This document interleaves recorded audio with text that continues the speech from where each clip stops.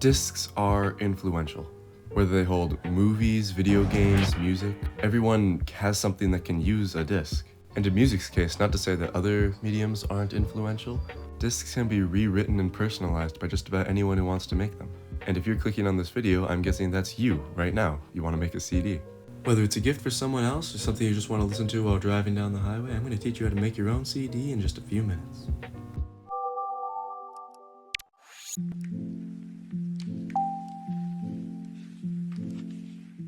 Now before you actually burn your own CD, there's some things that you need. A computer, a disk drive, the actual CD, and any kind of case for it you might have. So before you actually start making your CD, you're probably going to want a playlist of what you want to put onto it. This is one that I made on Spotify, but for this CD, I'm just going to use the Almost Live album that was made by my friend Wyland. So in order to actually get the files that you're putting onto your CD, you're going to want to go to YouTube, and you're also going to probably want to go to YT-MP3.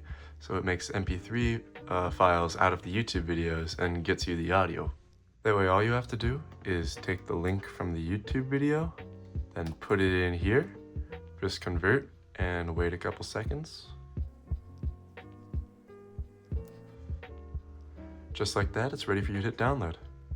And now that I've done that, I have the MP3 audio file saved on my computer. So you're just going to do that for every song you want to put on the CD.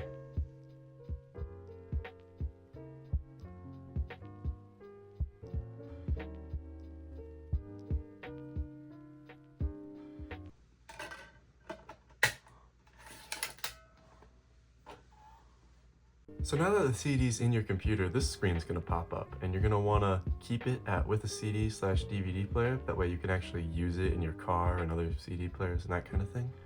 And you're going to just want to name it whatever you want. Now that your CD's all set up, you're going to want to go into your files. Then you're going to want to scroll down and hit the CD drive. Then you're just going to want to go over here to the three dots and click Finish Burning. Now that's going to check everything. You want your recording speed set at 24. It's going to have your title set up. You're going to want to press Next. Make an audio CD for standard audio CD players. And then it's going to pull up the Windows Media Player Legacy Edition. Because I already have stuff set up on the CD, I'm just going to clear list and drag everything from the files over. Now from here, I very much doubt that everything is going to be in exact order that you want, so I'm just going to have to change it all. From here, you're just going to want to click Start Burn, and once you click Start Burn, it's going to start chopping away at your disk. Once your disk drive is whirring like that, you know that it's going well. Awesome. Now that your CD's popped out, it's pretty much technically done. So now you can write whatever you want on it or put a sticker on it or something, and you can smack that bad boy in a case. If you want, you can decorate it however you'd like, but I personally enjoy putting covers on mine, so I'm going to teach you how to do that.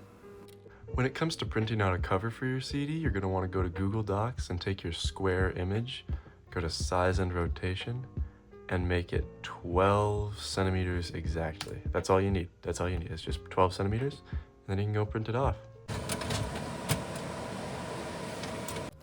Well, now that you've done pretty much everything, your CD is finished. You can customize it however you want, as long as you don't put anything on the actual shiny bits, otherwise you're gonna mess it up, you know.